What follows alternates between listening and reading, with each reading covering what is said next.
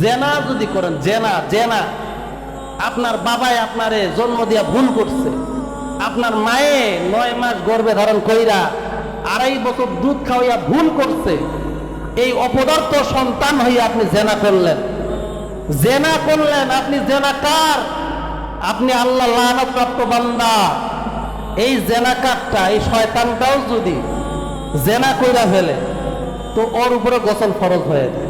নবীজি সাল্লাল্লাহু আলাইহি সাল্লাম বলেন, ও দুনিয়ার মানুষ তোমরা শুনে নাও, আমার আল্লাহ রাব্বুল আলামিন 3টা জিনিস এমন রেখেছেন যে 3টা জিনিস কেউ পালন করে তো আমি নবী তাকে বন্ধু বানায় নেই, আর যে এই 3টা জিনিসের অবমাননা করে, এই 3টা জিনিসের পালন করে না, আমি নবী তার শত্রু হইয়া যাই। 3টা জিনিস কি কি? 1 নম্বর হইল ফরজ নামাজ, 2 নম্বর হলো রোজা, 3 নম্বর হচ্ছে ফরজ গোসল। কেন ফরজ গোসল আনলেন? আমাদের যে অবস্থা, আমরা ফরজ গোসল কি সেটাই বুঝি না, ফরজ গোসলের পরে আমাদের কি করতে হবে সেটাই বুঝি না, ফরজ গোসল কেমনে করতে হয় সেটাই বুঝি না।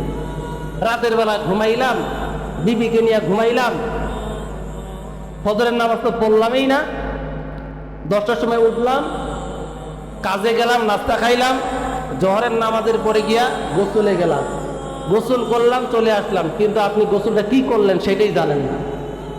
ফরজ গোসল এমন একটা কঠোরতার গোসল, আপনার উপরে যদি গোসল ফরজ হয়ে যায় আর আপনি যদি নিয়ত না করেন যে আমি ফরজ গোসলের নিয়ত করতেছি, তাহলে আপনি যত ইবাদতই করেন আপনার ইবাদত কবুলই হবে না, অর্থাৎ আপনার শরীর পবিত্রই হয়নি। ফরজ গোসলটা হচ্ছে এমন দিন, আপনি জুমার দিন নামাজ পড়তে আসছেন, গোসল করবেন সুন্নত গোসলের নিয়ত, আপনি নিয়ত করলেন না, গোসল করলেন, সমস্যা নাই। আপনি 5 ওয়াক্ত নামাজে আসছেন, গোসল করলেন, মুস্তাহাব গোসলের নিয়ত করলেন না, নিয়ত করলেন না, গোসল শরীরে পানি ঢাললেন, চলে আসলেন, সমস্যা নাই। আপনি ঈদের নামাজ পড়তে যাবেন, সুন্নত গোসলের নিয়ত করলেন, গোসলের নিয়ত করেন নাই, সুন্নত গোসলের নিয়ত করেন নাই, এমনি গোসল করছেন, কোনো সমস্যা নাই।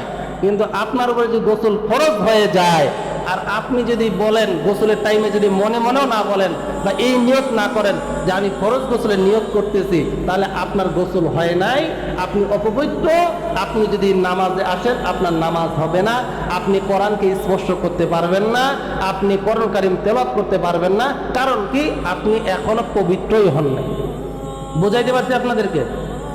ফরজ গোসলটা হচ্ছে এমন একটা জিনিস, আমরা ফরজ গোসল বুঝবো কেমনে? আমরা তো নামাজেই পড়ি না। আরে ভাই, নামাজের কথা মুসলমানকে কেন বলতে হবে? নামাজের কথা একজন মুসলমানকে কেন বলতে হবে যে ভাই নামাজ পড়েন? তাহলে আপনি মুসলমান কিসের? আপনি যদি মুসলমান তো আপনি নামাজের কথা কেন শুনবেন? যে কোনো জিনিস আপনাকে একটা ধারতে হবে, হয় আপনি মুসলমান নয়তো আপনি বিধর্মী। কারণ যদি আপনি মুসলমান হন তাহলে আপনাকে কখনো নামাজের কথা বলার দরকারই পড়ে না। কারণ মুসলমানের কাজ কি? মুসলমানের কাজ কি? মুসলমানের কাজ হচ্ছে কি? আল্লাহ তাআলা যা দিছে তা মানা, তাই তো? মুসলিম মানে কি? সে আল্লাহর ইবাদত করবে, নামাজ পড়বে, ফরজ ইবাদত করবে। তো আপনি যেহেতু ফরজ নামাজ পড়েন না, আপনি যদি ইবাদত করেন না, তাহলে তো আপনি মুসলমান না। কথা একবারে সোজা, কঠিন কিছু না। কঠিন মনে হচ্ছে কথাটা? আপনি মুসলমান, আপনাকে কেন নামাজের কথা বলতে হবে? যেহেতু আপনাকে বলতে হচ্ছে মানে আপনি মুসলমানই না। যদি মুসলমান হন তাহলে আপনাকে নামাজের কথা বলতে হবে না। টেক লাগাইছেন মুসলমান, নামাজ পড়বেন না, এই টেক লাগাটা আপনার কাছে মুনাফিকের আলামত। কথা বলুন ঠিক কিনা? আফসোস লাগে, এতগুলা কথা বলি, সবাই শুনে, মনোযোগ দিয়ে শুনে, আবার যখন নামাজে দাঁড়াই, কাতারে দাঁড়াই, আসরে দাঁড়াই, মাগরিবে দাঁড়াই, ওই যে 1.5 কাতার তো 1.5 কাতারেই থাকে। কথা যে কোন দিক দিয়া যায়, কথা যে কারে কই আল্লাহই জানে।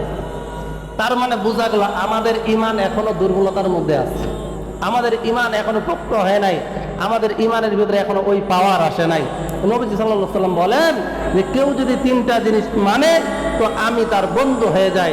1 নম্বর হচ্ছে ফরজ নামাজ, 2 নম্বর হচ্ছে রোজা, 3 নম্বর হচ্ছে ফরজ গোসল। এই 3 জিনিস যারা পালন করবে আমি নবী তাকে বন্ধু বানাই নেই। সুবহানাল্লাহ। ফরজ গোসল, ফরজ গোসলের জন্য কি করতে হবে? আপনার উপর গোসল ফরজ হয়েছে। গোসল ফরজ হয় কখন? গোসল কি ফরজ শুধু স্বামী স্ত্রীর বৈধ সম্পর্কের মেলামেশার পরেই কি হয়? ফরজ গোসল কি এটাকেই বলে? না, ফরজ গোসল কয়েকটা জিনিসকে বলে। আপনি যদি অবৈধ সম্পর্ক করেন, জেনা যদি করেন, জেনা জেনা, আপনার বাবাই আপনারে জন্ম দিয়া ভুল করছে, আপনার মায়ে 9 মাস গর্ভে ধারণ কইরা 2.5 বছর দুধ খাওয়াইয়া ভুল করছে, এই অপদার্থ সন্তান হইয়া আপনি জেনা করলেন, আপনি জেনাকার, আপনি আল্লাহ লানত বান্দা। এই জেনাকারটা, এই শয়তানটাও যদি জেনা কইরা ফেলে তো ওর উপরে গোসল ফরজ হয়ে যায়।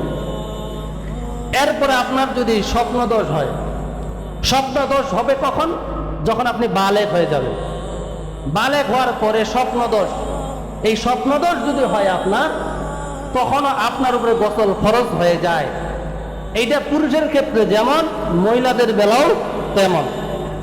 তো ফরজ গোসল শুধু স্বামী স্ত্রী মেলামেশা করলেই যে আপনার উপরে গোসল ফরজ হবে এটা নয়। আপনি যদি জেনা করেন, জেনাকার যদি জেনা করে, অন্য মহিলার সাথে শয়ন করে, নিজের স্ত্রীকে রাইখা, এই নির্লজ্জ বেহায়া, তার বাপ তার জন্ম দিয়া ভুল করছে, তার মা তার জন্ম দিয়া ভুল করছে, এরকম কুলাঙ্গার সন্তান যদি নিজের স্ত্রীকে রাইখা, নিজের বিবিকে রাইখা অন্য বেটির হাত ধইরা অন্য বেটির সাথে শয়ন করে, এই লানত প্রাপ্ত শয়তানটারও গোসল ফরজ করতে হবে। আরে তা তো ইমানই নাই, সে তো ইমানদারই না। তো ফরজ গোসল কাকে বলে বুঝছেন তো আপনারা? এটাকেই বলে ফরজ গোসল। ফরজ গোসলের জন্য সর্বপ্রথম গেলেন গোসলখানায়, গিয়া আপনার যে নাপাকিটা আছে সেটাকে ধুয়ে ফেললেন, অথবা ওই কাপড়টাকে ধুয়ে ফেললেন। এরপরে আপনার ওই জায়গাটাকে, অপবিত্র জায়গাটাকে ধুয়ে ফেললেন। এরপরে আপনি উজু করলেন। উজু করার পরে উজুর মধ্যেই মোটামুটি হয়ে যায়, নাকে পানি দিলেন, কুলি করলেন। নাকে পানি দেওয়া মানে কি? নরম জায়গা পর্যন্ত নাকে পানি দিলেন, কুলি করলেন। গড়গড়ার কুলি করবেন যেন নরম জায়গা পর্যন্ত পৌঁছায়, এইভাবে কুলি করবেন। এরপরে পুরা শরীরে পানি ঢেলে দিবেন। কিন্তু নিয়ত করতে হবে কি? আমি ফরজ গোসলের নিয়ত করতেছি। এটা মনে মনে নিয়ত করতে হবে, জবান দিয়া না পারলেও। একবারও বলতেছি, বারবার বলতেছি, যদি আপনি নিয়ত না করেন ফরজ গোসলের, গোসল ফরজ হইতে ফরজ গোসলের নিয়ত যদি না করেন, আপনার গোসল হবে না। ওই গোসল করার পরে আপনি নামাজ পড়লে আপনার নামাজ কবুল হবে না। ওই গোসল কইরা কোরআন শরীফ ধরতে পারবেন না। ওই গোসল কইরা আপনি আল্লাহর কোনো ইবাদতেই করতে পারবেন না। আপনার জন্য হারাম, হারাম, হারাম। কথা কি বুঝতে পেরেছেন আপনারা? তো নবীজি বলেন, যারা এই 3 জিনিসের কদর করবে তারা আমার বন্ধু, যারা এই 3 জিনিসের কদর করবে না তারা আমি নবীর শত্রু হয়ে যায়। তো জামাতের সাথে নামাজ আদায় যারা করবে না, ইন্নাস সালাতা তানহা আনিল ফাহশাই ওয়াল মুনকার, নিশ্চয়ই নামাজ অশ্লীল অন্যায় কাজ থেকে বিরত রাখে।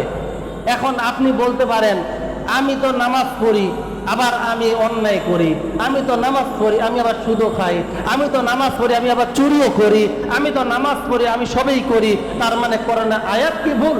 না, কোরআনের আয়াত সঠিক। আপনি নামাজকে নামাজের মতো করতে পারেন নাই, ইখলাসের সাথে নামাজ আদায় করতে পারেন নাই। যদি পারতেন তো এই নামাজ আপনাকে 100% ইন্নাস সালাতা তানহা আনিল ফাহশাই ওয়াল মুনকার, অবশ্যই অবশ্যই এই নামাজ আপনাকে অশ্লীল বেহায়াপনা, চুরি ডাকাতি, সুদ ঘুষ সব থেকে ফেরাইতই কোনো সন্দেহ নাই। কথা বলুন ঠিক কিনা? এই জন্য নামাজকে আমাদের নামাজ মনে করতে হবে। আপনি জামাতের সাথে নামাজ আদায় করেন না, একাকী নামাজ আদায় করেন, বড় পিরসাব হয়ে গেছেন, কোথাও নাই। আপনাকে জামাতের সাথে নামাজ আদায় করতে হবে। নবীজি সাল্লাল্লাহু আলাইহি সাল্লাম বলেন যে যার বাড়ির পাশে মসজিদ, মসজিদে জামাত হইতেছে আর ওই উম্মত ঘরের মধ্যে বসে নামাজ আদায় করে, আমি নবীর বলে চাই যদি ওই ঘরের মধ্যে ছোট ছোট সন্তান না থাকতো, মহিলা মানুষ না থাকতো, তা আমার মনে চায় ওই বাড়ির মধ্যে আগুন দিয়া বাড়ি ঘর জ্বালায় দেয়। কারণ এরা হলো আমার গুনাহগার বান্দা, গুনাহগার উম্মত, এরা আমি নবীর কথা মানে না। কিন্তু আমি এটা করি না কেন? কারণ হচ্ছে ওখানে ছোট ছোট বাচ্চারা আছে, তাদের কষ্ট হবে, এই জন্য আমি এটা করি না। আপনারাই বলুন, আমাদেরকে জামাতের সাথে নামাজ আদায় করা দরকার আছে না নাই?